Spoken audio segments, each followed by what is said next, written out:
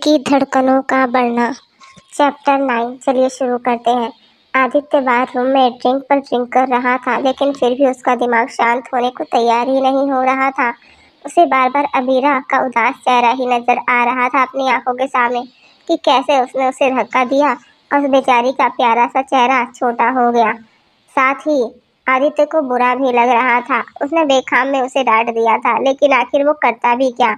आखिर अबीरा मांग ही ऐसी कर रही थी जिससे ना चाहते हुए भी अबीरा की इस बात पर आदित्य को गुस्सा आ जाता है। आदित्य अपने सर को अंगूठे से दबाते हुए खुद में ही बुदबुदाता है, मुझे उस पर इतना गुस्सा नहीं करना चाहिए था, लेकिन आखिर उसे कुंदरा निवास जाने की क्या जरूरत है, जबकि जानती है कि वहां पर जाकर उसे कुछ नहीं मिलने वाला। उसके बावजूद भी उसे वहां जाना ही क्यों है। और एक बार अगर मैंने इस लड़की को कुंदरा निवास जाने दिया, तब पता नहीं वहां से आने के बाद कौन सा नया कलेश करेगी, हमेशा की तरह जैसे आकर तमाशा खड़ा करती है। ऊपर से वो लड़का भी वहां पर जरूर होगा। मुझे तो उस पर रत्ती भर भरोसा नहीं है। आखिर उसे तो बहाना चाहिए होता है। खुद की गर्लफ्रेंड संभाली नहीं जाती और दूसरों की बीवियों पे लाइन मारने चला आता है, कमीना साला। आदित्य अपने आप को समझा रहा था, लेकिन उसका गुस्सा शांत होने का जगह और बढ़ रहा था। वहीं दूसरी तरफ अबीरा गुस्से से बच्चों की तरह मुंह फुलाए अपने चेहरे को दोनों हाथ में थामे आखिर अपने आप को समझता क्या है। मुझे धक्का देकर चला गया और छोड़ो, पीछे मुड़कर देखा तक नहीं कि मैं ठीक हूँ या क्या हूँ। अकड़ू कहीं का जल्लाद, पता नहीं कौन से पाप किए थे मैंने जो मुझे ऐसा हस्बैंड मिला है। और ऊपर से अबीरा छत की तरफ देखते हुए कहती है, देख लो भगवान जी, मैं इतनी कोशिश कर रही हूँ, उसके बावजूद भी ये इंसान के सर पर जूं तक नहीं रेंग रही। कहाँ मैंने सोचा था इसको अपने कंट्रोल में। मेरा मतलब जिस तरह से ये मुझसे प्यार करता है, मैं भी इसे अपने प्यार करूंगी और कभी इसे छोड़कर नहीं जाऊंगी। लेकिन मैंने पता नहीं अपनी पिछली जिंदगी में कौन सी गलती की थी कि इस जन्म में ये मुझे इतना सता रहा है। ऊपर से ये मुझे इतना डांटता है और बार बार मुझे वही पुरानी अबीरा बनने पर मजबूर कर रहा है। अभी तुम्हें इतनी अच्छी अच्छी बच्ची बनकर इसकी सारी बातें मानती हूँ, उसके बावजूद भी इसके नखरे खत्म होने का नाम ही नहीं लेते। भाड़ में जाए, मुझे भी क्या, उससे कोई बात नहीं करनी। मुझे कुछ भी कहे, मुझे उसकी बातें सुननी ही नहीं है। अपने कान पर हाथ रखकर मुंह बना लेती है। लेकिन फिर आखिर मैं करूँ तो करूँ क्या। अपनी जिद को साइड में करके भी मैं उसे इतना टॉलरेट कर रही हूँ, लेकिन फिर भी वो है कि मुझसे भी बड़ा जिद्दी बनकर बैठा है। लेकिन मैं भी मानने वाली नहीं हूँ, मैं उससे भी बड़ी जिद्दी हूँ। आखिर वो अपने आप को समझता क्या है।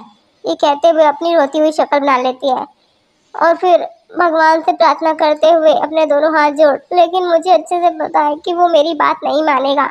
गुस्सैल, अकड़ू, तानाशाही किस्म का इंसान है वो, बिल्कुल हिस्ट्री की बुक वाले हिटलर की तरह, जिसे सिर्फ अपनी मर्जी चलानी आती है, दूसरे जाए भाड़ में, हिटलर कहीं का। और फिर आड़ा तिरछा मुंह बनाते हुए, अरे भगवान जी, अभी तो कोई आइडिया दे दो ताकि मैं इस हिटलर को पिघलाकर मोम बना दूं। आखिर आपके पास तो हर मर्ज का दवा होती है, इसका भी कोई ना कोई इलाज तो होगा ही ना। कोई तो दवा होगी। तभी अवीरा के दिमाग में कुछ आता है और वो कहती है मुस्कुराते हुए, दवा। और फिर एकदम से उसके चेहरे की मुस्कुराहट और ज्यादा बड़ी हो जाती है और वो चुटकी बजाते हुए कहती है, मिल गया आइडिया। और फिर मुस्कुराते हुए जल्दी से खड़ी हो जाती है और फिर भगवान को थैंक यू करते हुए कहती है, अब मैं बताती हूँ उसे, अब चलेगा मेरा जादू। और फिर उसे मेरी बात माननी ही पड़ेगी। और फिर मिस्टर हस्बैंड, अब तुम मेरे हाथ में आओगे। और फिर वो खुशी से चिल्लाते हुए याहू करती है, पति परमेश्वर, एक बार जरा कमरे में तो आओ, फिर देखो तुम्हें अपना दीवाना ना बना दिया तो मेरा नाम भी अबीरा कुंदरा नहीं। ये बोलते हुए वो अपने बालों की लटों के साथ खेलने लगती है और फिर मुस्कुराते हुए अपने काम में जुड़ जाती है, क्योंकि आदित्य किसी भी वक्त वापस कमरे में आता ही होगा।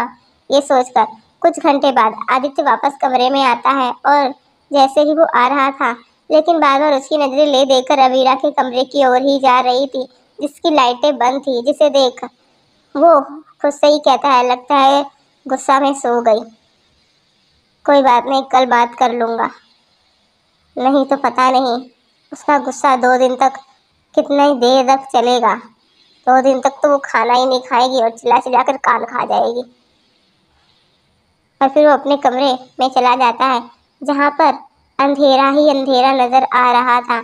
इससे उसकी आंखें छोटी हो जाती है और मन ही मन कहता है आखिर मेरे कमरे की लाइट किसने बंद कर दी।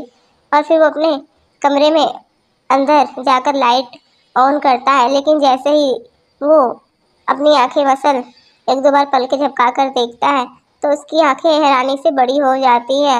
और वो कहता है ये सब क्या है, क्योंकि जब आदित्य कमरे से गया था तब कमरा बिल्कुल साफ था, लेकिन अभी कमरे में हर तरफ रेड रोजेस लगे हुए थे और हर तरफ हार्ट शेप के बैलून लगाकर पूरे कमरे को डेकोरेट किया गया था। रोज पेटल्स से बड़ा सा हार्ड बनाकर बिस्तर पे बिछाया गया था, जो कि काफी ज्यादा खूबसूरत लग रहा था।